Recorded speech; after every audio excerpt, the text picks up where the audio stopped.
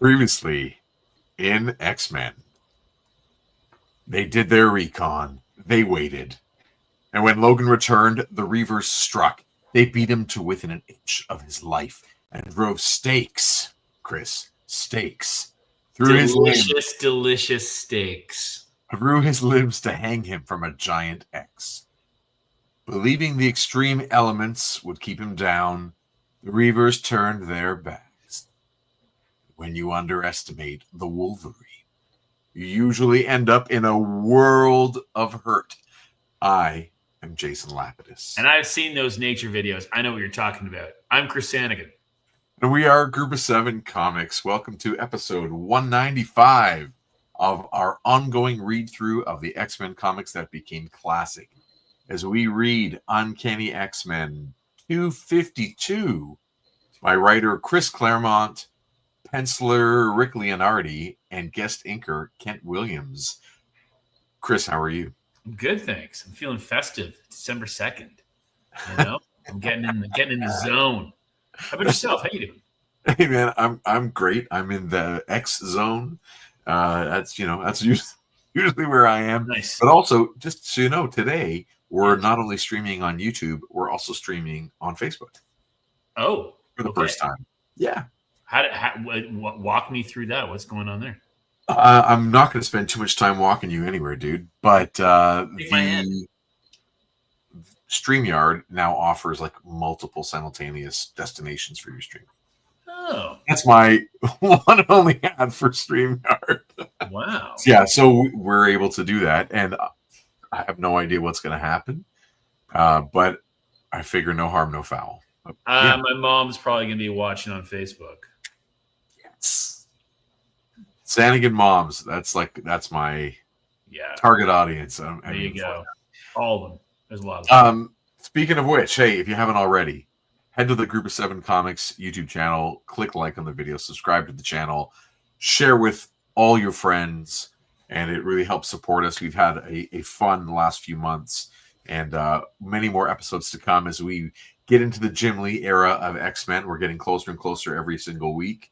And we have some fun stuff in store as we get there as well. So lots of good content coming your way, including hopefully you and I will do some talking about our comics on our channel at some point soon. Yes. We've talked about this before. You know, we've done read-throughs of so many other comics, never of our own. No. And I think we have lots of fun kind of director's cut style ridiculous commentary to add to Group of Seven Most Secret Tale and Peregrine's Flights, Fiends, and Fistcuffs, both available now on our website, group7comics.ca, written by you, Chris Sanigan, drawn by me, Jason Lapidus. Well, now you got me thinking, because you mentioned this is episode 195. We're coming up on 200, and it's going to kind of kick off 2026 in that time. So, yeah. Maybe there's some opportunity there. That's possible. There you go. Fun things to think about. As well, we have a second show on the channel called Leveling Up. And this Saturday drops the new episode. It's 8 pages that can change your life. So if you are a person who loves comics and wants to make comics, and there are many things that happen on the page that block you from getting forward, like having trouble drawing figures, or don't know how to master color, or don't know how to master background drawing, or all the different elements that go into it, I've got 8 pages that you can look at that can change your life and help you along your journey, because they definitely helped me along my journey of leveling up. So that's coming this Saturday. It drops at 8 a.m. But if 9 pages is don't even go there. No, that will be the end. That'll be the end. 8 is the magic number in comics. Yes. Oh, Reavers. I just wanted to have some Reavers. Look at these Reavers. Some Reavers, man. So, this was a really fun moment in the movie Logan that came out whatever year it came out. And there were, Donald Pierce, the character who graces the comic book cover of the issue we're reading today, portrayed here by that guy. And he was an interesting take on Donald Pierce. Had that cyborg hand. He did. And he was pretty menacing, and he had a really good gang of mercenaries there, and none of them were distinctly the Reavers from the comic, but they said they each had some sort of cybernetic enhancement. That's right. Mostly hands, and Right. arms, and they were all like a bunch of mercs and nasty. Yeah. It wouldn't have been too much to like throw on just a couple of weird goggles on guys, or have one guy with his just with a white skull kind of painted on or whatever, just for us fans. I don't expect a guy with like tank treads as a torso, Right. but a few little nods. But I loved this scene particularly. If you haven't seen Logan, it's a great movie. Like, not a good movie, it's a great movie. And the scene early on in the film where Pierce and the Reavers, spoilers, show up at Logan's secluded base of operations, his home. It's tense. It's some tense stuff. Yeah. Mm-hmm. Yeah. There you go. That's all I had to say about that. That was good. It was good to see them on film. And yeah, you're right. I think they stayed pretty clean in their look. Wasn't wires going everywhere or anything like that. Right. Yeah. But I wouldn't have expected that much. No. We did get one moment of Barry Windsor Smith art on screen in a different movie. If you have the time to kill and to kind of waste away, go watch X-Men Apocalypse. I saw it once. I thought the once, and the once was enough. Well, okay, go on YouTube and just look up the scene where in X-Men Apocalypse, like Scott and Jean and maybe Nightcrawler, I think, they come across Wolverine during the Weapon X project. Like, they do, yeah. Gets unleashed. Spoilers. He gets unleashed from his restraints, like the containment unit he's in, and he has the helmet, like the visor piece on, and he's got the wires and those sort of elements. And it's neat to see Barry Windsor Smith's art adapted to screen a little more directly, not just in spirit, but take some of those elements. It's pretty cool. For sure. Yeah. Let's get the comic in here. And unless there's anything else you want to talk about, there's not a lot of X-Men in the media this week. We haven't had the trailer from the new show yet, the new season. No. Yeah. So we can get to it. I will say I do have two little things. Sure. I did get my hands on Secret Wars Iceman. Oh. So that's another of the Secret Wars packs. Yeah. He comes with his lenticular shield. That's Bobby Drake to. Of course. Iceman. He looks pretty good. Yeah, and of course he was part of the original Mattel set back in the day, but it's like me, I don't even know if he was released in North America. Him and like Electro and Constrictor, I think, might have only been released in Europe. But anyway, need to have a new updated Iceman. He's very, very translucent. Yeah. But not blue. There's no blue hue to him. The two Icemans ago had a bit of a blue hue. But there's like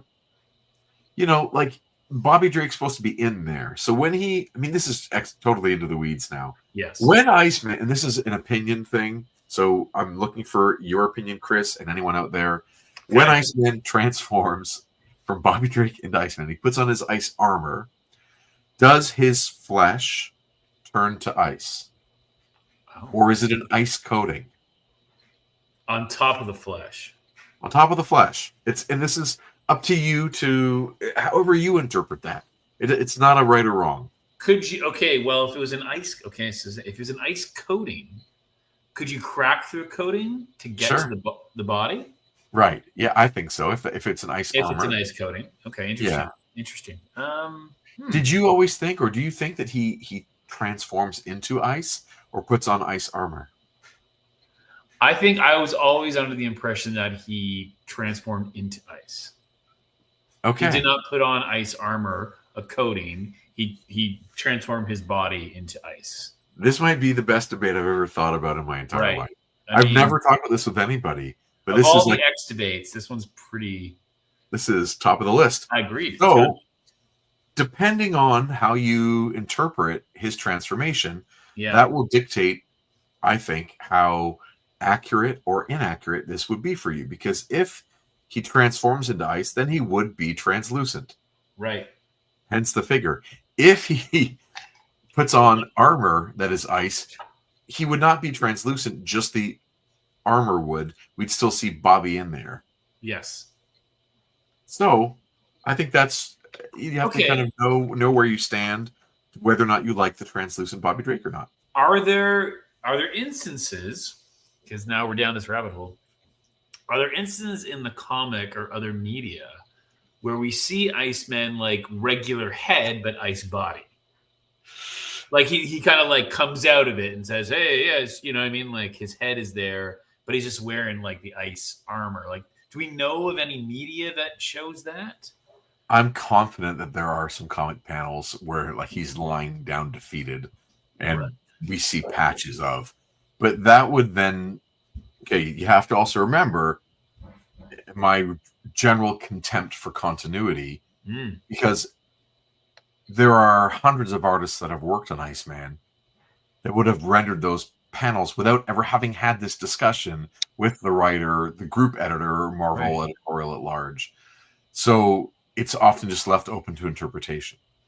Sure. I bet you in the Marvel Universe Handbook, there's like a more explicit. Wow. Yeah. Interesting. Yeah. Yeah. Now, just to play with this more, in Spider-Man and His Amazing Friends, he would like suit up by covering himself in an ice block and then bursting out of it. Okay. But that doesn't indicate whether he's ice on the inside or not. No. But in X-Men Days of Future Past, it's very clear when spoilers, when he's killed by the Sentinels, as they pop his head off and crush him. Like, it's ice all the way through. He's ice. He's ice. He is a man made of ice. Man of ice. Yes. By the way, that's what I thought was a great death. By the way, it's one of the highlights of that movie, or watching. Yeah, absolutely. It was great. Yeah. It's great. Yeah. Which is reminiscent of the comic book, which we have an episode about, by the way. Of the course. two-parter. Yeah, okay, so that now aside, I don't know, man. I don't know if we can even do this comic anymore. At least tonight's issue. I don't even know. I have another figure that I got my hands on, and that is World War II Logan. World War II Logan. I've got him pretty hunched, as you can see, because he is considerably taller than the other Logans in my collection. Sorry, I got a bunch of them. Right. Yeah, I see it. There's a bunch, but you know, he's taller than the other ones? Oh, yes, most definitely. And I think the reason for that is because maybe they want to reuse some of the parts. Okay. But he comes with a few things. He comes with a nice sword. I mean, a knife, pardon me. He comes with a Bowie knife. Comes with another head that has hair like coming down. Okay. So I'm not a huge fan of the look of him having like floppy hair, especially like that emo Wolverine. Sure. But here's the contentious piece. And he comes with like a Thompson or whatever they call that machine gun. Yep. But he comes with these wrap claws, like industrial. It's been like they're on a wrap that he holds in his hand. They're not his natural. They don't come out of his body. He comes with two hands like that. So, which is like that episode in X-Men, the 90s series, right? Where Old Heroes or whatever it is, he teams up with Captain America. Yeah, and he puts on those to climb like a wall. He puts them on. Then he keeps them because he likes the way they. Yeah. Anyway. Right. So when that episode came out, it's probably 1997 or 1996. And I don't remember what year the bone claws are revealed, when Magneto takes away his metal and eventually, we reveal his bone claws. But this figure is made now. No, he has bone claws in continuity again, which I have contempt for openly. Sure. But the choice to not have him come with bone claws, I don't know who it serves. Like, does Wolverine have an instinct for claws? that he is going around and finding substitutes for the thing that are biologically in his hand that he doesn't use. I don't really know what they're going for. I don't know who it's targeting as an audience. Feels not give him. Feels Sorry. Yeah. It feels sort of like what if the character of Wolverine that we now know, the spirit of that character is just interpreted in World War II. So not actual Wolverine in World War II. Do you know what I mean? So it would just be a soldier who uses claws, not a mutant that has. And so what line is this from? It's Marvel Legends. It's like a recent Marvel Legends wave? Like came out last week. Yeah. And what's the character's called? Is it just like World War II Wolverine? Do I have to check the box? I'm just curious. I'm curious what it is. Oh, I happen to have it right here. Right here. There you go. It's called Wolverine, and then in brackets, World War II Logan. Oh, okay. And there is a description. I will read you that description. Yes, sure. Long before Wolverine joined the X-Men, so there you go. It's meant to be our guy. Logan served in World War II, teaming with allies Captain America, Bucky, and Nick Fury in the battle against the Axis powers. So he is just I guess, tempted toward claw usage, and so he has formed these wraps that go around and have these claws on them, and so be it. Sadly, I think I sold my Wolverine that had the bone claws at that last Toy Jam thing that we were at. Yes, yeah. Toying around Toy-Con. Back in April or May of this year. I think I sold the one Wolverine I had with bone claws. I was going to make a mashup and put them on him, but I think they're gone. But anyway, life is hard, dude. These are the real problems of the day and age, you know?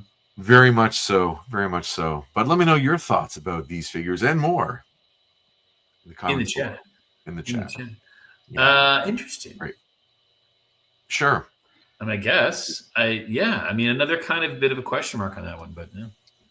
Yeah, it is interesting stuff. But now not that it's continuity or that doesn't matter. Bring it. It doesn't matter. In the movie Wolverine X-Men Origins, he does fight. Well, one of the best. He does fight in multiple wars. Yes. Civil War, World War I. Does he fight in World War II with Sabretooth? Yes. And he's got his little claws. Hey.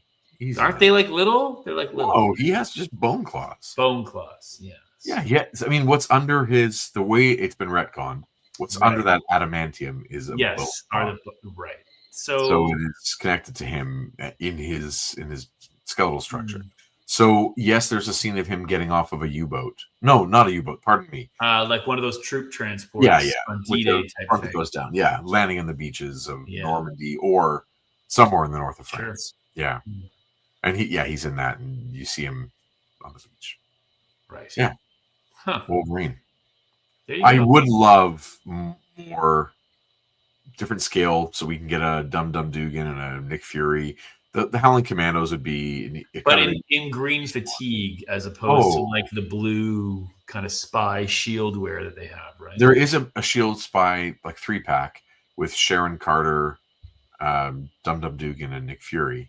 Mm-hmm. And Nick Fury comes with like both interpretations of him. So there's like the bald Sam Jackson in comic book form and the classic Jack Kirby, Jim Steranko version. Yeah.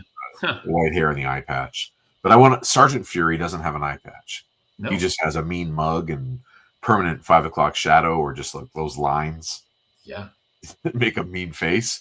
I wouldn't mind building out some Howling Commandos. I love the idea that, him, like there's a scene in Avengers Earth's Mightiest Heroes. If you haven't watched that show out there, you should watch that one, where Cap and Bucky back in World War II are going after, hey, hello there, toying around. We were just talking about you a second ago. Well, we were talking about the Toy-Con. Not actually you, but I can talk about you too. I'm happy to see you there, bud. All right. There's a scene in Earth's Mightiest Heroes where Captain America and Bucky are like chasing down the Red Skull for like the final time. What they think will be the final time. They're finally going to get him. And the Howling Commandos are like the unit that are the support to get Cap to that destination. And you can see that in that group of Howling Commandos, like Logan is there, Canadian Private or Corporal, James Howlett is there. And I love that idea that he's kind of retconned into that, similar to how Captain Rex has been retconned into the Battle of Endor. Battle of Endor, yeah. Yeah, it's kind of fun. It's like you don't have to give him a speaking part, but just draw him in the background. Yeah, it's cool. Absolutely. Yeah. Shouts to Captain Rex and everyone who looks like Captain Rex. There you go. You just need those 2 pistols and then your 2 laser pistols. Yeah.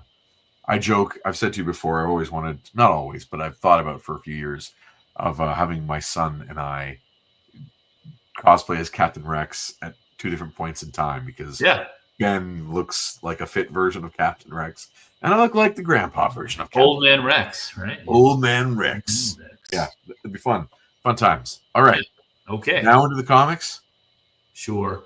Comics. Why the heck not? We're getting more Jim Lee. But not on this issue. Yeah, that covers Jim Lee. Oh, the cover is Jim Lee. Yeah.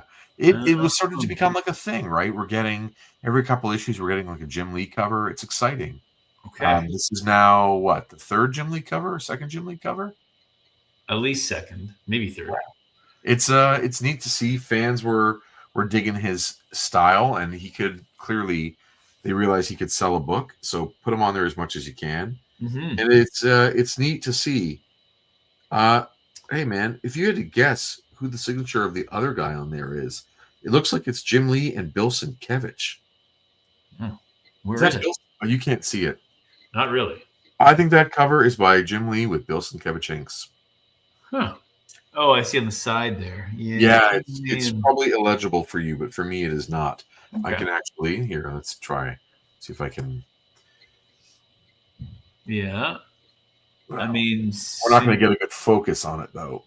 No, but Sienkiewicz, I mean, that could be. Yeah, I think. Hello, everybody. I think it is Sienkiewicz. That's crazy. As a team, bring some lively line to Jim Lee's stuff, and maybe add some interesting textures.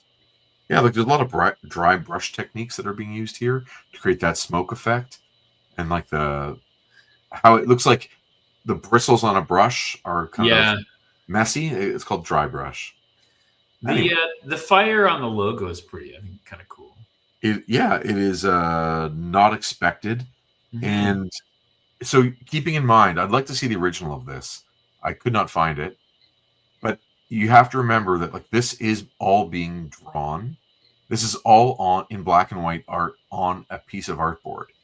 So those logos, you could call it trade dress or masthead, all those things are pasted on like photocopy paper. They're pasted on top of the artboard, and usually by the inker who kind of sets it all up.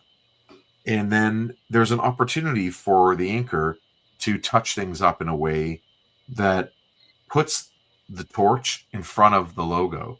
So he would then start applying white media in little scratches to make the part of the letter M, most of that E, and part of the letter N to make them get to have that line broken. So there's little white marks, like scratches of white, that are being placed around it, so it looks like the torch is in front. And then they're drawing fire like right over top of some of those letters as well. Like it's a bold choice. But whenever you get a chance to look at a cover up close from that time period, you can see the amount of like the layers caked on of different media and multiple sheets of paper. Chris, have you ever looked at, our friend John Berg? You ever looked at any of his original pages? I try not to. I mean, no. Dude, he's the nicest guy. He's the nicest guy. He's probably watching Leaf Game right now, knowing him, because they're playing his like hated villain from the town where he grew up in. Yeah, that's so funny. Anyway. So on John's pages, you can see a contemporary artist pasting things on. He'll add on extra sheets of paper, and he'll like instead of redrawing something on the page, he'll like put a new piece of paper over top, and it's like taped on. It's wild to see. It's like I don't know how to describe it, but it's fascinating. He does things completely differently than a lot of other contemporary artists. Okay. Yeah. Hey, what do you think about this cover? I like a lot of it. The interpretation of the dogs is a choice. I don't really know what's on their backs. Weird to have that guy. Bonebreaker. He isn't like half size. He's quite tall while he's in the tank treads. Right. I like the Lady Deathstrike there. She looks cool. Yeah. And I still can't figure out what the heck Pierce is wearing. Okay, so that's where I was going to. It's like a Egyptian pharaoh-y, I'm not sure, something body armor. I can't quite make heads or tails of it. I think Jim Lee has to interpret what he's seen from Silvestri so far. And Silvestri, for the most part, hid Pierce's torso. So we kind of got his lower legs, we got his arms. We knew he had a blousy, loose-fitting top. You could see his bracers. You could see gloved hands or not gloved hands. It's up to the colorist. But and there's that kind of. It's not a necklace. I mean, some sort of it's some kind of collar, like a metal collar of some kind, and then a very big flowing cape. But we haven't really been able to ever see what's covering his torso. No. So Jim Lee is sort of forced to commit and design. And I've never been on board with Pierce's design in this series. I don't know. I don't know what to make of Pierce yet. I actually don't have it's funny. He's the only Reaver like I don't have an action figure of and don't care about. Because to me, he's kind of nothing. He's just a maniacal, monologuing bag. Even when he kisses, it's like evil. It's a lot of like, yes. I'm sorry you feel that way, Chris. Why don't you tell him about that? Why don't you talk to him about the way you feel? That's an acceptable thing to do. Just watch out, folks. All right. That I did not expect half an hour of this. There you go. Wow. But that action figure stuff really took us off the rails.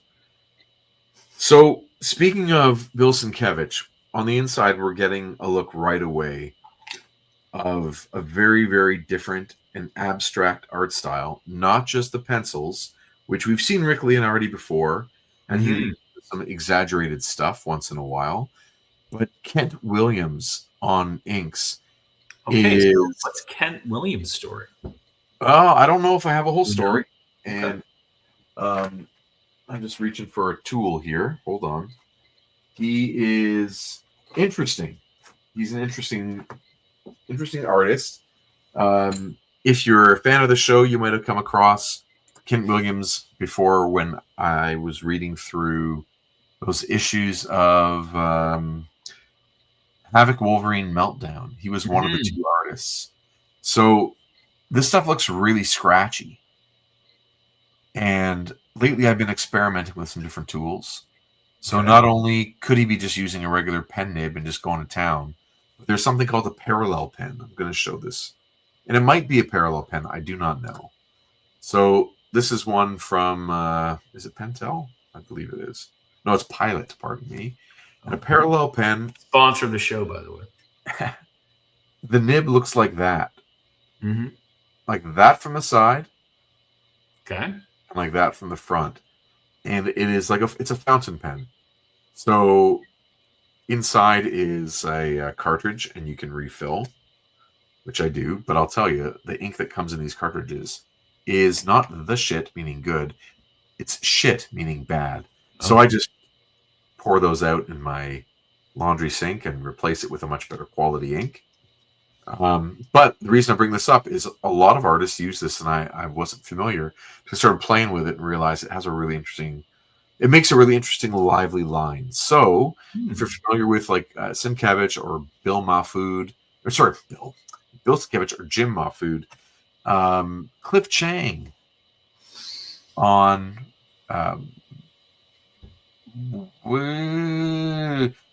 is it called Broken City? Catwoman? No, Lonely City. Catwoman. Lonely City. Paper Girls. He does a run on Wonder Woman. Mhm. There's two, like, this is his sort of preferred inking tool. It's more like, I don't know, it has an interesting, lively line. It's a little sketchy. And when I looked at this comic today, after playing around with this tool for the last week, I'm like, Yeah. oh, that line reminds me right away of a parallel pen, not a brush. And we've been seeing Dan Green Mhm. doing brush work on everything. So Right. this comic looks really, really, really different. Totally. And whether I'm right or wrong, it don't matter. It's just seeing a different tool creates a different impression. And Absolutely. masters of the craft know what impression they want to create, and they use the tool accordingly. Mhm. And sometimes you just have to get comics done in time. So it is a fast tool. So he's definitely using pen of some kind, whether it's parallel or dip. I do not know. But there you go. There you go. And like this version looks like it's a cyborg butt. He does. He's got a cyborg ass. Yeah. Cyborgus. Yes. All right. Whenever you're ready, sir. Okay. Here we go. Where's Wolverine? His name is Donald Pierce. Cyborg. Deposed White King of the infamous Hellfire Club, now leader of a band of assassins, the Reavers. He is not amused. A Stan Lee presentation, starring the last of the Uncanny X-Men. Holy shit. That's the last of the Uncanny X-Men. Yeah. That's awesome. Right for it. Chris Claremont, Rick Leonardi, Kent Williams. We got Glennis on colors, Tom Orzechowski on letters, Bob Harris editing, and Tom DeFalco is the Overlord. Wow. Yes. Okay.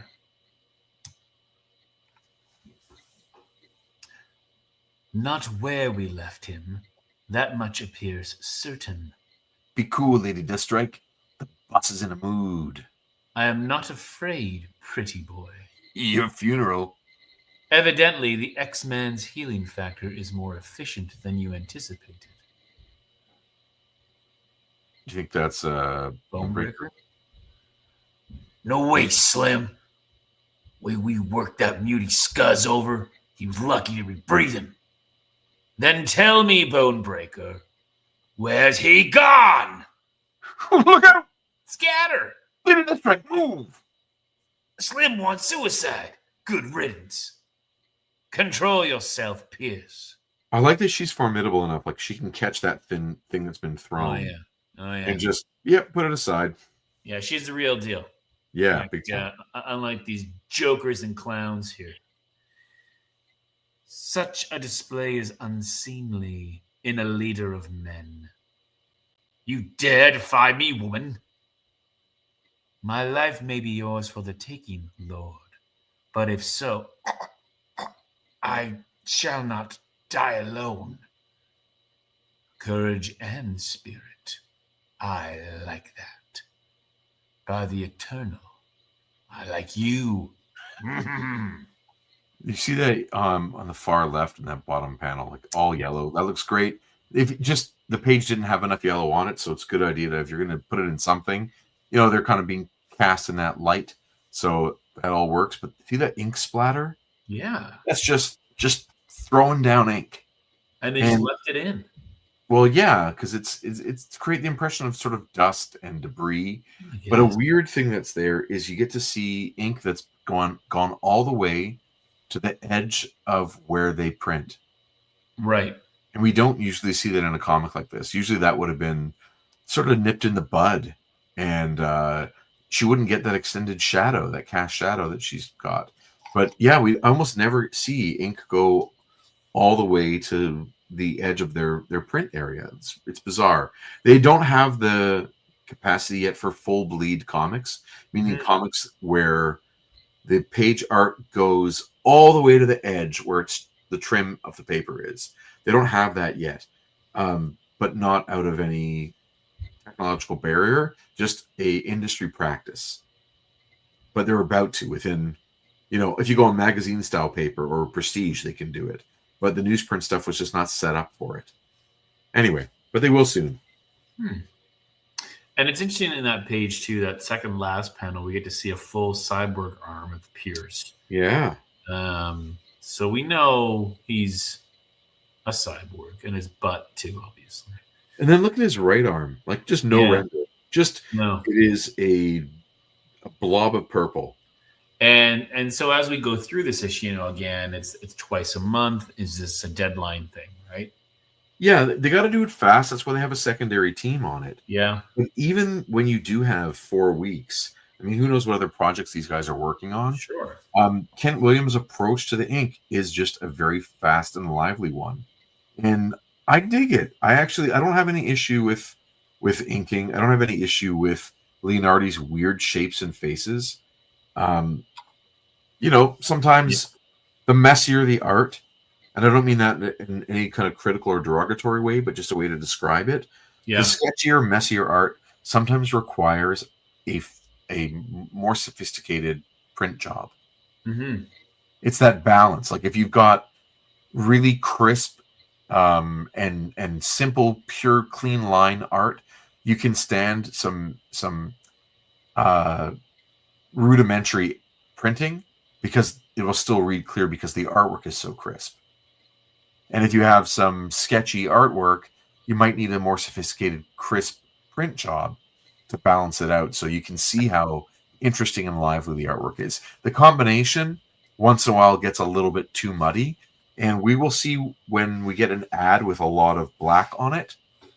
On the next page, you'll see what happens to the readability. Right. Yeah. Yeah. Did you know that we are Cody's favorite TV show? I had an inkling. Thanks, Cody.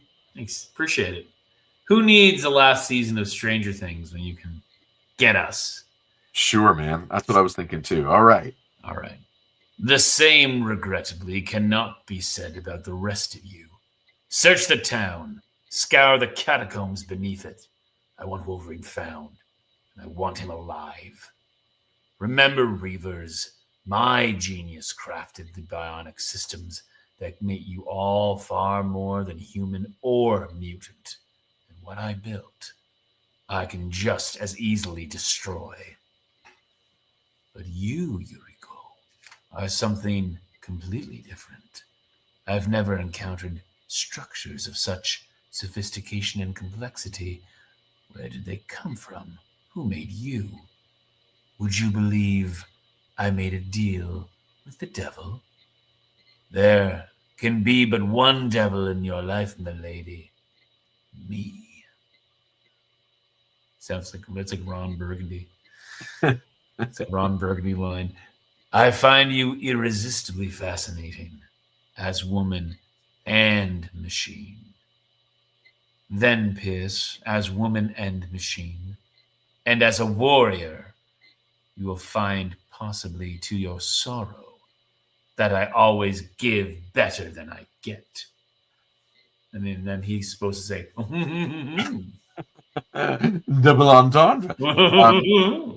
Yes. So this is the second issue in a row where we're either being like gaslit by Pierce about him making the Reavers, or it's a retcon on Claremont's part, right? Where the Reavers are a product of his genius and technology.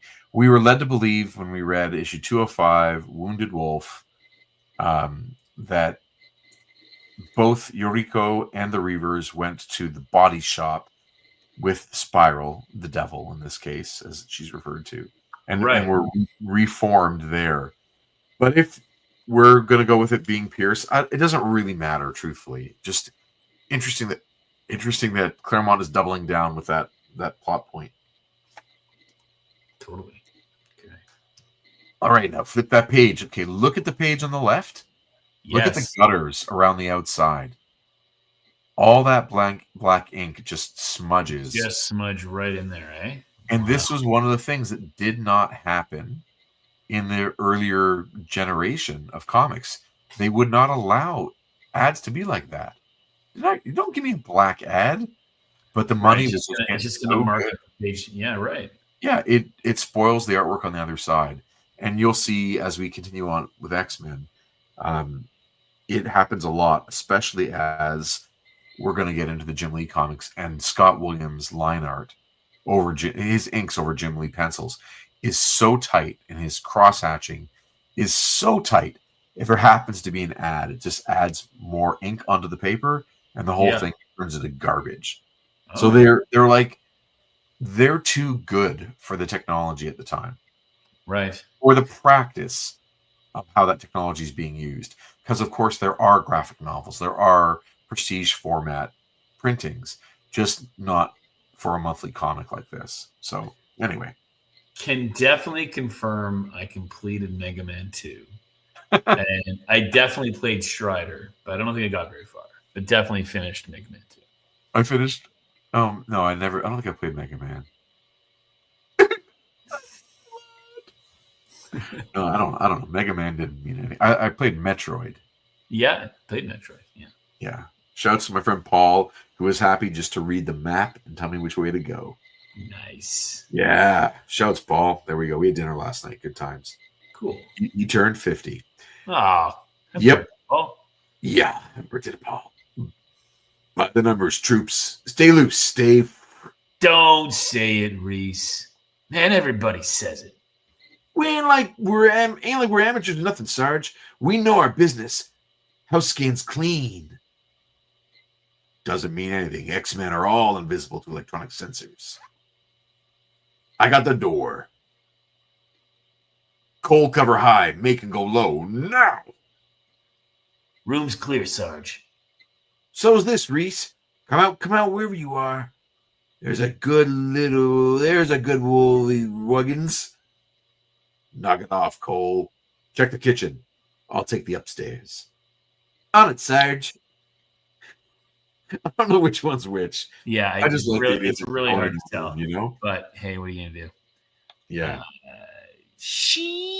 Will you look at this making? Fruit juice and mineral water. Not a beer to be found. Bimbo don't know how to treat her body decent. Correct. I hate health food.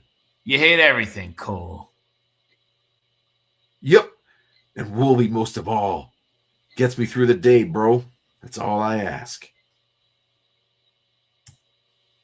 They're like cartoon characters in this section. They are. They're almost like comic relief if their lines were a bit more comical. Yes. Yeah. Nice set of berserkos. You ever come across a berserko? Once, while I was trapped in a mall in the 80s. Right. But luckily I got out of there and found some sleazoids who helped me escape.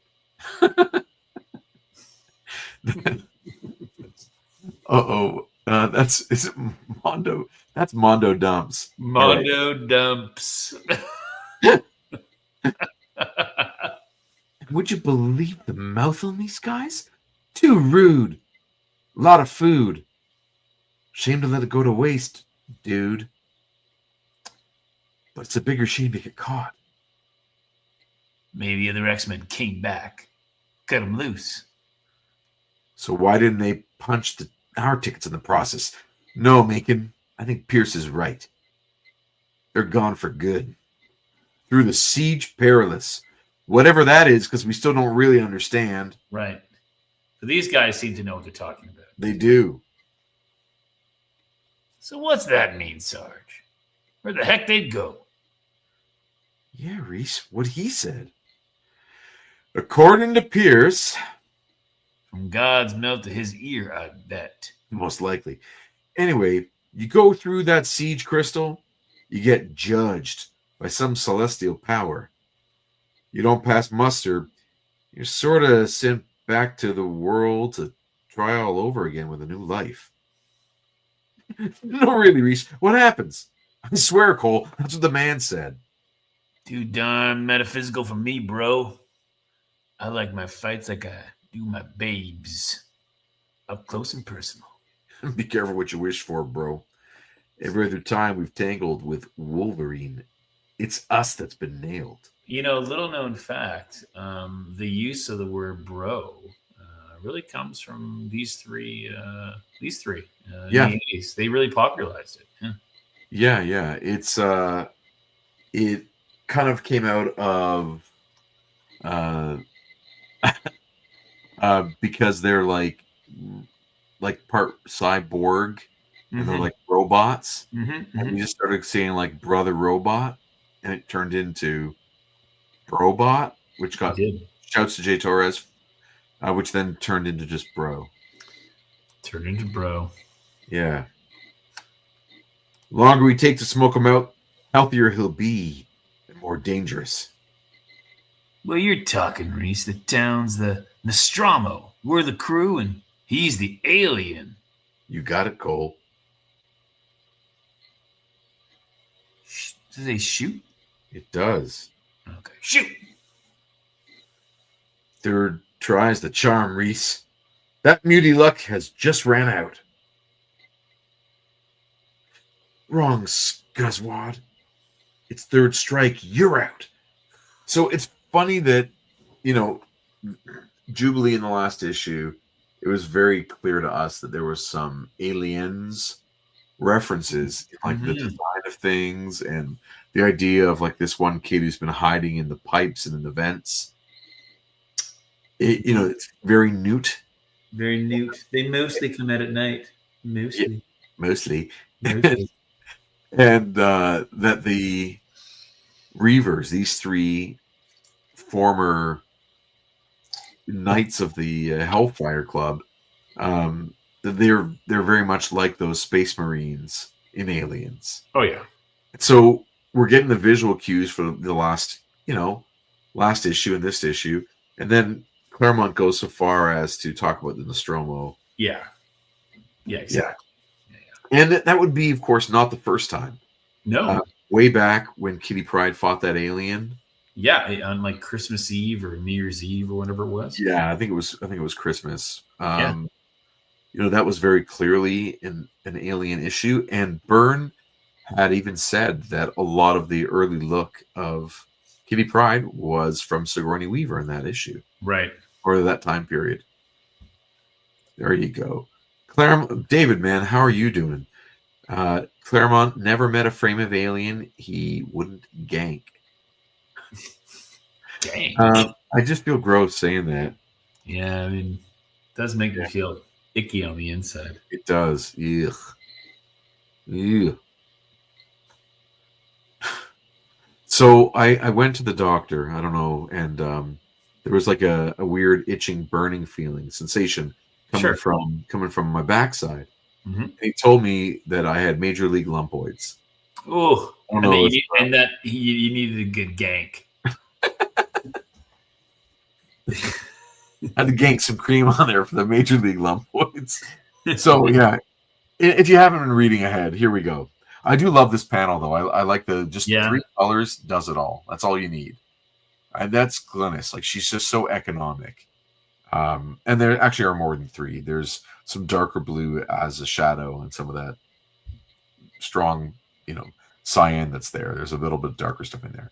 So Jubilee says, Major League Lumpoids think they're so cool.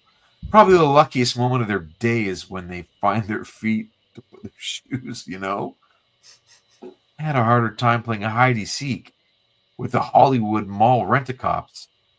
But nobody knows these tunnels as well as me. Ha! Terminator meets Die Hard.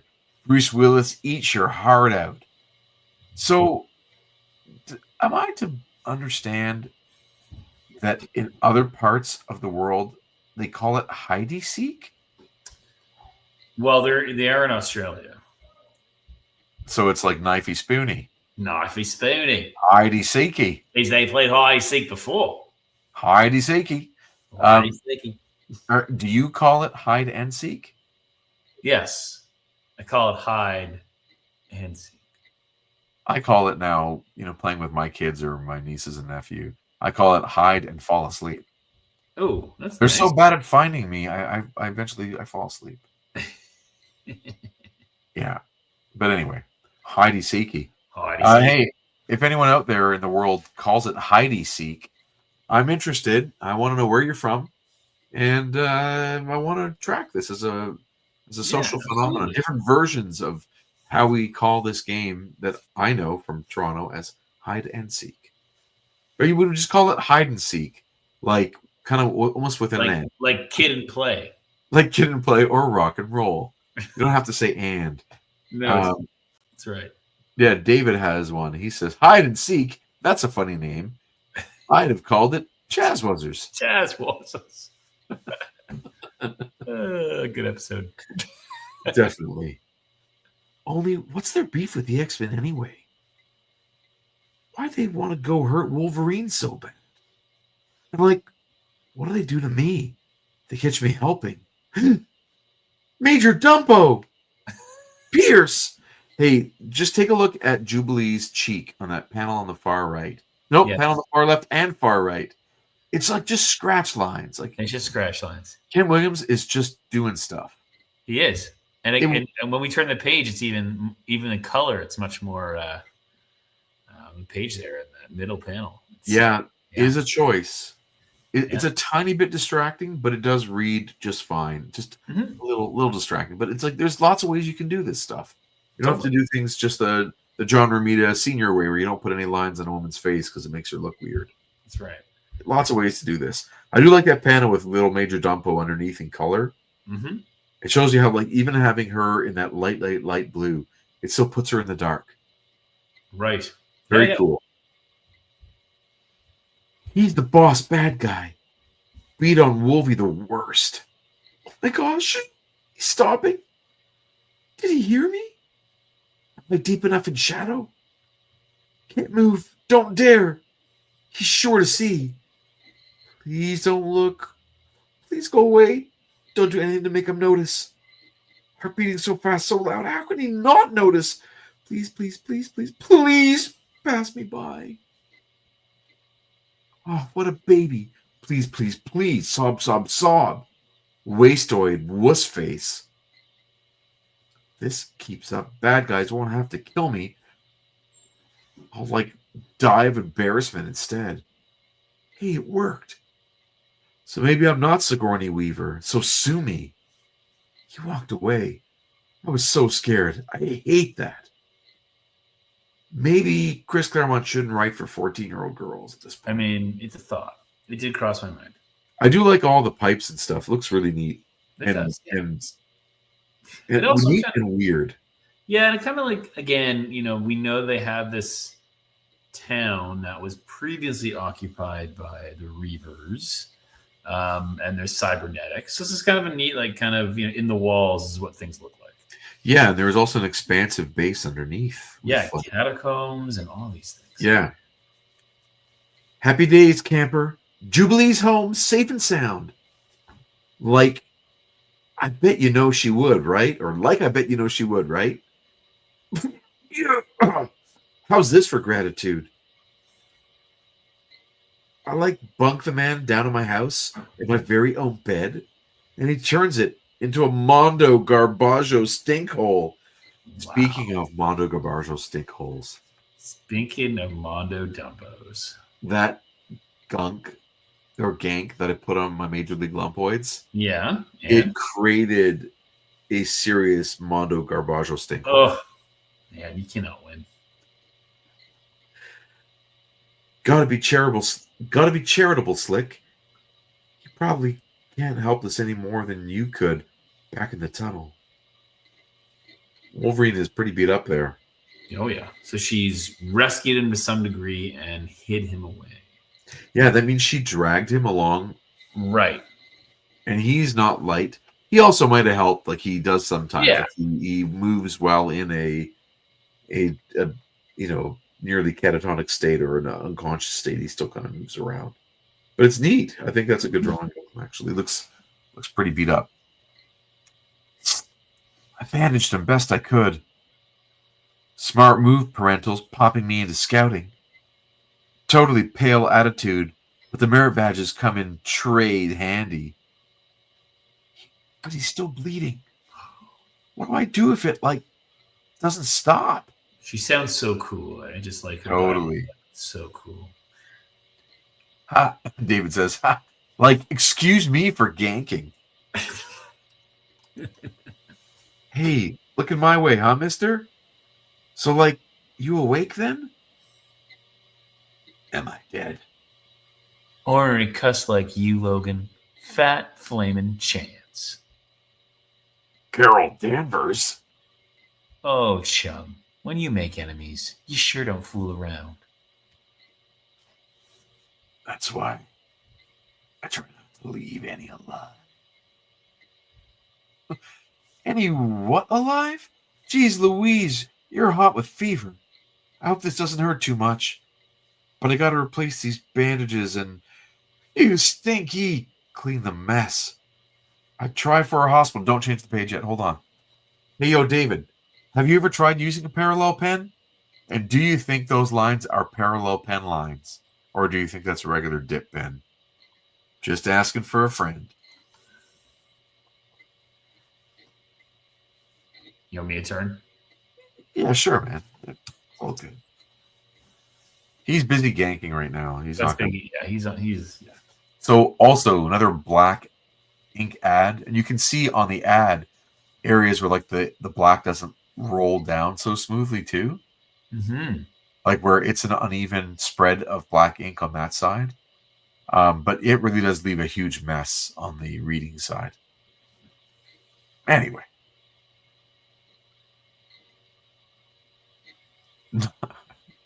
9 to 10, this is ganking time. That's David's time. But the upstairs is like jam, crammed with the oppos, like the opposition. I guess.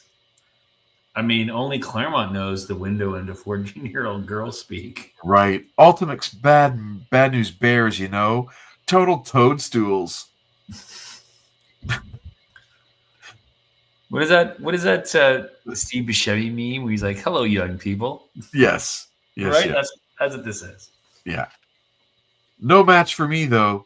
This is like lots scarier than the mall, but lots more fun. Reavers and the mall, they got a lot in common. Both products of the Chinese takeout school of design.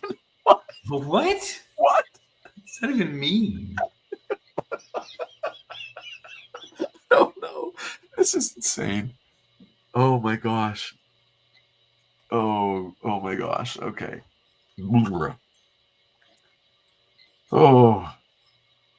Wolverine's thinking the same thing we are. You know, a bit from column A, something else from column B. Who cares if the elements don't match? Oh, I get what she's saying. So she's talking about like an old school Chinese restaurant menu where you just choose items from the columns. So she's referring to, I think, the guys as also being a bit of a kind of put together, patchy. Sure. Yeah. Okay. I see where she's going. She needs to eat some better food. There's some good Chinese food out there.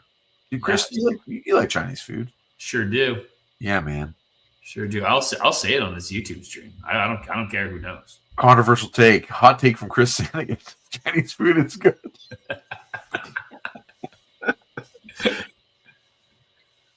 So the elements don't match, and the next line I actually think is yours. Or not. I think it's Wolverine. Sergeant Nick Fury. You can't kill everybody, pal. Speaking of which, we're just talking about that guy. I know.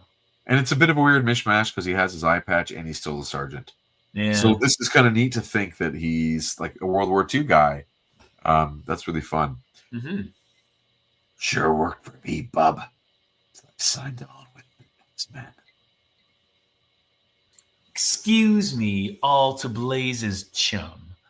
But aren't you the sweetheart who said change is growth and growth life? And look where it got me. I was better off the way I was, alone. No one to worry about or care whether I lived or died.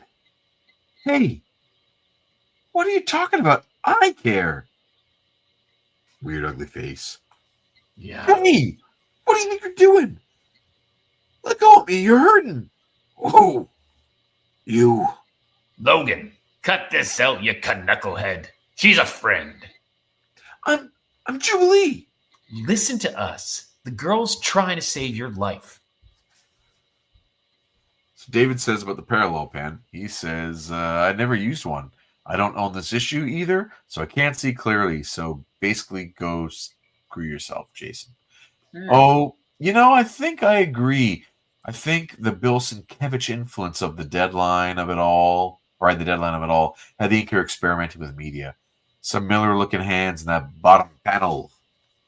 Ew. Ew. Yeah, there's lots of good fun stuff. I like the scratchy line. I'm getting more and more of the mind. Like, because again, I've been making these lines. I can see some commonalities. But yeah, neat. Y'all should play with a parallel pen, but get yourself your own ink. All right. Stop yelling. Can't think straight. I'm not yelling. Wasn't talking to you. Where am I? My place. What are you doing? Taking care of you. Probably like the dumbest move I ever made. Don't run a line on me, girl. I want the truth. And now, this is well before A Few Good Men. Okay, well before. He says, I want the truth. And then she says, not the next line that you think. Because, yeah, it's not A Few Good Men. Great movie, by the way. If you haven't watched it, highly recommend. It's been a while. Oh, it's worth it every time. Introduce your kids to it. They'll appreciate it. Then you can do a code red in the house, and they'll know what it is. Is that an upper decker? Oh, that's Mondo Dumpo. Those blades, they came right out of his hand. Gross. Oh. Jeez, my fireworks. I'm sorry, I didn't mean. The heck with that. I did too mean it. Because you got no right scaring a girl when all she's doing is trying to help. Told you, jerk. Some people, I guess, never learn. My mistake. It sure was. Next time, I'll do better. If I live so long. Mondo Dump. David says, she says, no truth handler you. I deride your truth handling abilities. Meanwhile, in the computer center that monitors and controls the vast, sprawling complex hidden beneath the town. Well, Bonebreaker, insulation's so big, boss, we try searching on foot. We got no guarantees, less hope. We know the X-Men's hurt. Probably means he didn't travel far before going aground. Now, even though these muties are invisible to normal electronic scanners, that cloak evidently don't apply to the home system here.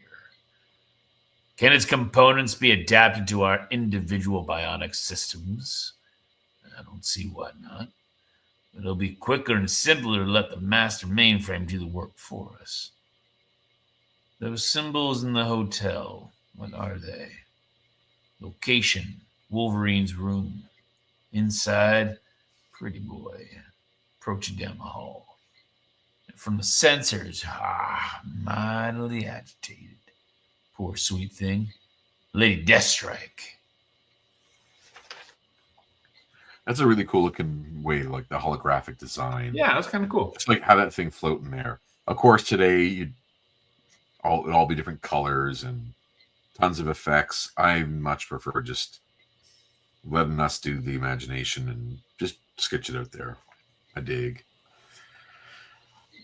Nice piece of work. Always wanted one of these swords. All the stories say they're the sharpest blades on Earth. Let's give it a shot. Slish slash. Not too shabby. Wolverine's history. And hot on his heels to Hades. The X-Man's sweetie. Mariko Yoshida. I want the sword, pretty boy. Finders keepers, honey bunch. But hey, no need for us to fight. When we be the very best of friends. By my ancestors. Relax, lovey, enjoy. Once these filaments burrow into your brain, Rewrite your psychic software. Over your dead body, Gaijin. Do not mistake me, wretch. Ow! For one of your toys. This is the honor sword of Clan Yoshida, among the finest of its kind ever forged. None may wield it but the lord of the clan or its champion. Then, sweets, you got about as much right to it as me. So, where's the beef? Where's the beef? Get it? Where's the beef? You see, guys, in the 1980s, there was a notorious ad campaign from Wendy's where an old lady said the line, "Where's the beef?" And it just hasn't ever gone away since. No, there was T-shirts and everything. It was like a campaign that turned into so many different commercials with the same punchline. Oh yeah. Yeah, she was like the "I didn't do it" boy. That's right. That's right. That was for you, David. At least I am daimyo, noble born to a house as old and respected as the Yoshidas. You are less than nothing, and will not touch this blade again. Peril of my life, right? Sure, why not? What the heck? Who needs a stupid sword when there are ladies to conquer? Oh, pretty boy. Hey, for you out there, I'm thinking about, there is a Pretty Boy action figure. He has full cyborg body, but I'm thinking about maybe getting a dreadnought. Oh, okay. And put the head on a dreadnought. Because that's that kind of vest and I like that idea. some web gear and Yeah, maybe that will work. Later, we got problems. System's different. There's a whole new network, Mr. Pierce, written in a language I don't speak. Basic configurations evolving, almost as if the blame computer is growing. X-Men might have modified things. There's evidence of the repair routines at work, indications of major damage to the primary CPU, but some of these elements, I swear they look less like technology than living organisms. And this is very weird. I don't like it. You're saying, then, your precious computer can't locate our quarry? Sorry. No matter. Perhaps it's for the best. This be done the old-fashioned way. Dingoes? Cyborgs, Bonebreaker, like yourself, hunter-killers. Summon the others, and we'll begin. Dingo ate my baby. another great late 80s, early 90s catchphrase. Just from a movie. Do you remember what the movie was called? It's not Picnic at Hanging Rock. That's when the other Australian girls disappear. But what's it called? I don't remember. Dingo ate my baby. But it was such a thing. Yeah, and then the Simpsons do it, right? Hey, I think I gotta go. I hear some dingo eating a baby. And of course, Elaine Bennis did it on Seinfeld. Yeah. They're at a party and the woman keeps talking about her baby. And then Elaine, in terrible accents, says, like, maybe a dingo ate your baby. Or whatever. And they're like so offended by it. It was ridiculous. So Hey! Hey, remember, you read Gateway. I got Wolverine and Jubilee. I got Gateway, no problem. Hey! Excuse me for living, but would somebody mind cluing me in about what the heck is going on here? I mean, like, for instance, a girl closes her eyes to catch some really seriously needed Z's. I mean, I figure I'm entitled. It ain't as though I haven't been working my behind to the bone trying to keep a certain person who out of courtesy shall remain nameless, like breathing. She's not fun to read, by the way. No. I hate you. I really dig this inking. A little like Klaus Janson energy too. Like, anyway. and Zamo. Like here we all here like here we all are in the wide open spaces where instantly those Terminatoroids can probably spot us from like a zillion miles away. And you're playing Mr. Mediator. It should be Mr. Meditator, I would think. Yeah. But Mr. Mediator with Grandpa Geek? That's right. Don't say a word. Think about yourselves. Never about me. Oh no. Forget that I'm the one. Has to go swipe food and water and medicine and stuff, no matter how scared I feel. I mean, I don't want to upset you or anything, pals, but this is not fun, you know? Might as well be talking to myself. So this page on its own single-handedly got me, again, closer to the point of not buying X-Men comics. Right. Yeah. I can see why. Yeah. David asks, was the dingo thing not a real-life story? A woman lost her baby and lied and said a dingo ate them? Did I hit my head? I think it was based on a real story. Yeah. I don't remember if I don't think she lied. As far as my recollection is that they accused her of murder, and because there was no evidence the dingo took the baby, but dingo she always claimed baby. Dingo took her baby. It is a misquoted phrase associated with the 1980 death of Oziara Chamberlain, an Australian infant taken by a dingo.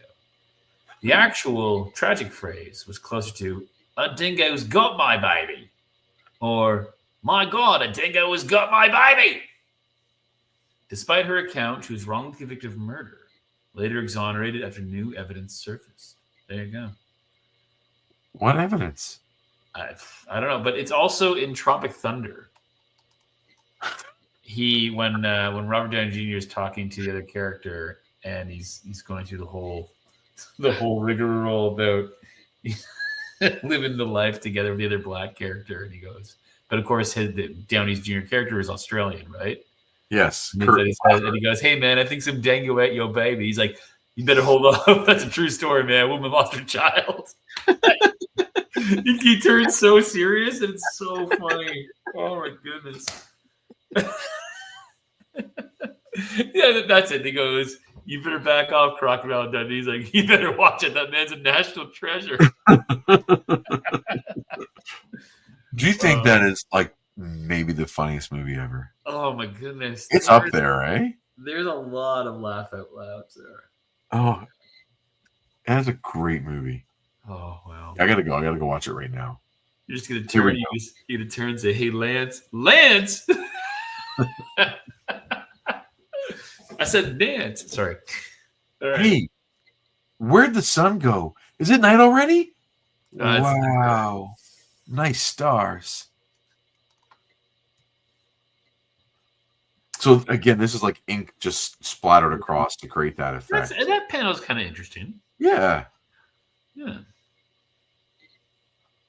Don't see him like this back in La La Land. Too much smoke. Yikes! You know, lighting a fire may not be the most brilliant idea. Where's Mr. Gateway? He's out of the picture. It's just you and me, kid. The heck you say? I'm going nowhere, doing nothing, especially with you, till I get a real explanation. Mitchell, quiet. Not a word, Carl, not a sound. Especially none of your flaming fireworks. Dream time's done. We're back in the real world. The fiercest Reavers are hunting. That's crazy. Like they were somewhere else for a minute. Mm-hmm. Mm-hmm. Yeah, like they don't explain it. Well, I don't really understand it either, but I'm getting the vibe that Gateway exists in the astral plane and in the real plane. Sure. And he brings you to the astral plane sometimes and allows you to sort of see shit. But look at that blood coming through Wolverine's bandages. I know. Dry blood. Blood. I do like that. Yeah. It's a weird kink, Chris. Oh, that and Mr. Bubbles Tub Tales, let me tell you. All of you maintain direct, real-time telemetry links with me. Whatever you discovered, no matter how trivial, I want to know about it.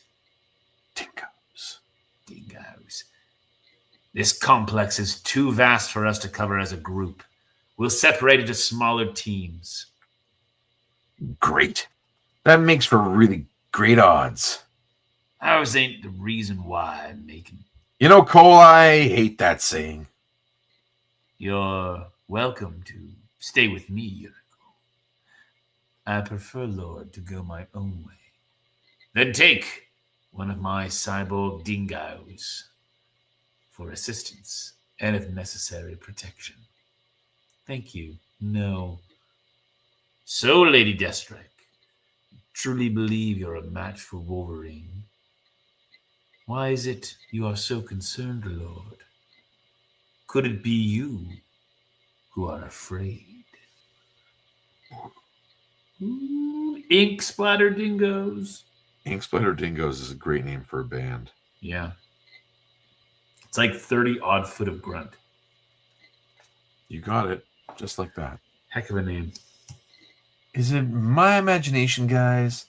Or do none of these tunnels look familiar? Been some major changes, pretty boy, since the X-Men threw us out. Stinking steam. Sets up too much background heat. Infrared can't get a decent tracking lock on any residual trails. Why am I not surprised? Relax, seen too many scary movies. That's your problem. We get ambushed, Skull. It's our problem. And our butts. Heads up, Reavers. I've got us a target. Pierce wants the mutie alive, Bone. Boss will just have to live with the disappointment, Skull. Look at him. He's there. He's there. See him? Yeah. I ain't taking no more chances. Why is the ceiling so wet? Seepage? But from where? Tap into inertial guidance. Determine our precise location. Quit talking to yourself, pretty boy. Gun him. Oh no! For the love of mercy, don't shoot! Haul it, you two. They got him cornered. Oh boy, oh boy, oh boy. Hope they don't hog the action. We're not too late to miss the fun. Man, I hope it's over when we get there. All I want to see of that mutie is teensy tiny bits and pieces. The deader, the better. Scared, Macon? Ain't you, bro? Feel the breeze? What's that noise, Sarge? Body coming, fast mover, pretty boy. Get out of the way, you stupid skanks! Run for your lives! My pea-brain partner blasted a hole through the bottom of the lake. It's flooding the tunnel.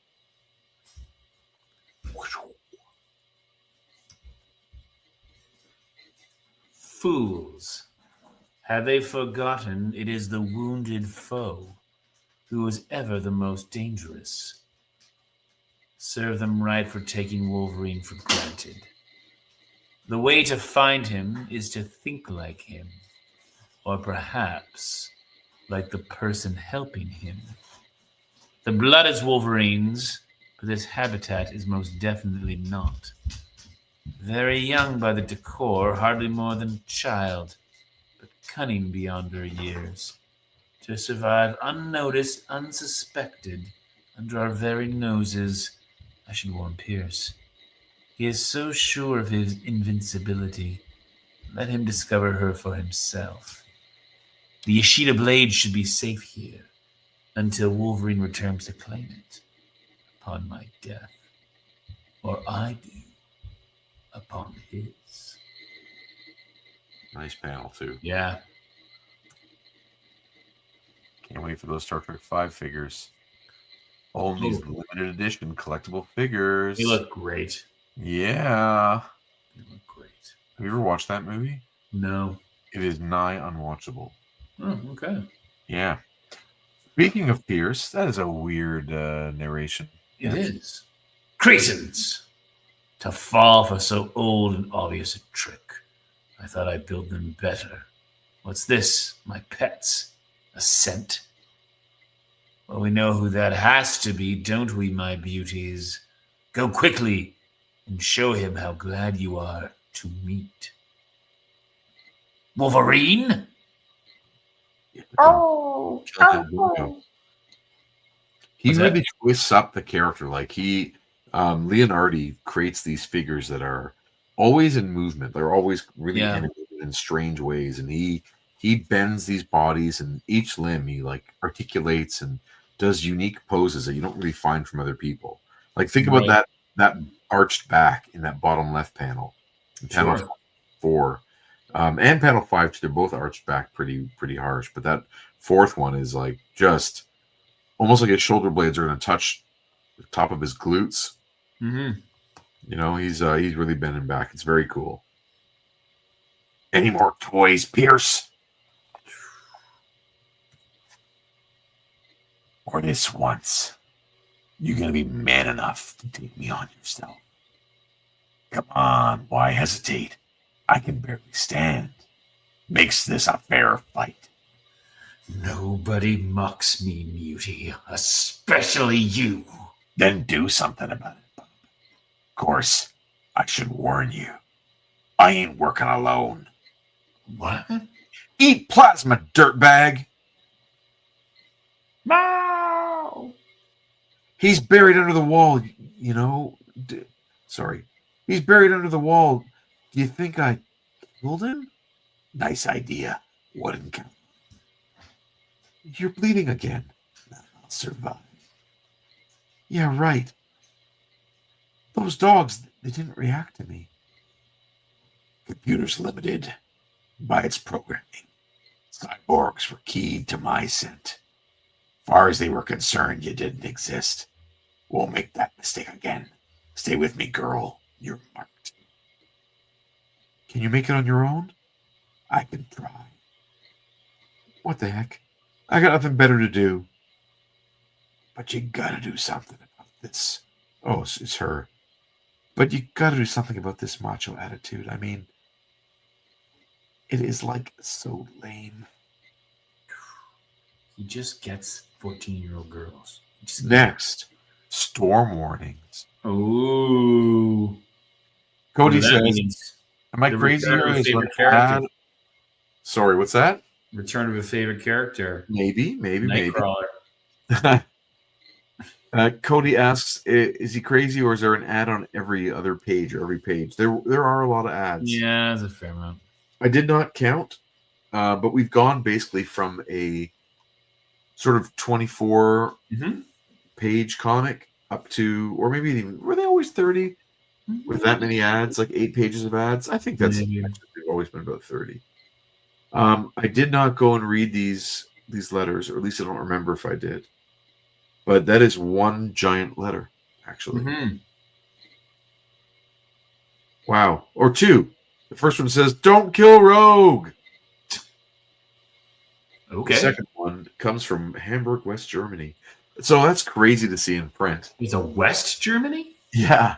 Back then, folks, there were 2 Germanys. It was split in half. There was East and West. There's a wild time during the Cold War. I was watching The Simpsons Halloween special on the holidays, or Halloween holidays with the kids, and there's one, I don't know, it's like season 20 or something like that, or whatever it is, and it's like an Orson Welles take on War of the Worlds. So it's like the 1930s or whatever it is in Springfield, and he keeps saying, "Well, in World War II, Grandpa," and like Lenny's like, "Why do you keep saying World War II?" He's like, "Oh, you'll see." Like it's just like. Sorry, but it's that kind of idea where it's like, why do you keep West Germany? Right. Oh, you'll see. So what do you think of this issue? I think it's okay. Give me. I think they're drawing out they're drawing out the Wolverine Reavers showdown, right? Like, I mean, it's a lot of just kind of like prep. He's got to heal. We get a little bit backstory on the Reavers and their attempts at trying to find him. Bit of mustache twirling villainy. Yeah. Hopefully, like now, maybe the next episode's all out. It's Wolverine and Jubilee versus everybody. I hope so too. Right? I hope so too. Yeah, I mean, I'm looking forward to that. Yeah, that would be very cool. Yeah, Then, I think, and Leonardi, you and I have talked about Leonardi as a guest over multiple issues, and oh my goodness, is that who I think it is on the cover? It is. Oh, you mean Moira McTaggart? I was gonna say Banshee. You mean Magneto? I mean Malice. I mean Polaris. Magneto's back in his old costume on that cover. He is. Moira McTaggart. Forge is there. Wow, they're bringing out everybody from the past. Polaris is massive too. She's yoked. Oh yeah. And then who could that be in the middle? With the white hair and blue eyes. Right, exactly. It's clearly it's another Phoenix Force. And Banshee, dude. Banshee. Long way to return. But I think with Leonardi, I think we appreciate, some of the movements. So sometimes I think it works. Sometimes I don't think it works really well, depending on the story. But this was okay. There's a lot of interesting things that kind of keep you, from an art perspective, keep you, I think, interested. Yes. Right. I felt, excuse me, choking on my own enthusiasm. I found the art really interesting. Yeah. Not like the other issues. It definitely felt like they're trying something. They're just having fun, and there's some serious energy on the page. Yeah. And I dig it. My only real gripe with this issue is Jubilee is just written just as a horrible, horrible character. I can't stand her. I don't like what she whines about. I don't like that she's whining in the first place. I can't stand the dialogue. That's an interesting observation, because with Kitty Pryde, we did go through a period, of a similar in terms of age. And Kitty definitely had her whiny moments. It's always pretty. But between the 7 years of publication, or 6 years, or whatever, 4 years, whatever it is, sure, 6 years, he has evolved the language to this what would we consider a mall rat kid, right? As opposed to kiddies at school and then at college as kind of a young protege. Sure. And the mall slang is just it's hard. It's hard on the ears. It really is. I don't even know how. I mean, I think we can all debate its accuracy, but it doesn't read well. Doesn't come off well in the comic. Brrr. Yeah, it comes off awful. I'll kill you dead. Yeah, I can't stand it, and can't stand it no more. So Yeah. I'm struggling with it, but not just as a reader, clearly, but as a fan of the series. There's nothing endearing about Jubilee to me yet. Right. I don't know if any of her involvement in becoming part of this, tangled up in the story, has to do with her courage or her compassion. Like the act of finding Wolverine, on death's door, and then having compassion to risk her life to heal him, is completely overshadowed by the fact she complains about it, or just the day-to-day, like the other things that are happening in her world and the mondo dumpo of it all. But she did something really heroic and really compassionate, and it just doesn't get the moment that it deserves. So that means the character herself is not the problem, but the way she's being written to me is just, it's hard. It's hard. And then, I mean, again, and as you were saying, before you showed this cover of next week, it was, wow, it's going to be an all-out takedown. Wolverine's going to take down with Jubilee. And then you get this cover, and you're like, 5 characters who we haven't seen in a long, long time. Yeah, maybe we're going Very to get strange. like 2 pages of them making Yeah. the run from her room to Gateway or whatever. I'm wondering what's going to happen. I want to know legitimately, but I don't have a lot of confidence that I'm going to get the thing that I really wanted, which is for Wolverine to turn the corner in terms of his health and tear the heck out of all these bad guys, which is Totally. like that's what I want to see. Yeah. Yeah. Or at least hold them off. Like maybe he does the heroic thing in reverse where he has a way out for Jubilee and he just holds them all off until she can get through whatever portal and sacrifices himself, but still gets apprehended. Somebody else. I mean, he is the last X-Man. He is. Right? So he is. So I'm looking forward to seeing what happens next. I don't remember what happens. Right. But I'll leave it out. Yeah, I'm looking forward to seeing what happens next. And obviously, we get the return of Sylvester on the cover here. That's that body language on Logan is just freaking perfect, and he's channeling so much Barry Windsor Smith in that Forge. Yeah, very much so. Yeah, looking forward to it. Anything else? Yeah, you? Just small stuff. I got my copies of. Oh, right. This is a specific cover. This is the Gregory cover. Oh, the GMB. Right.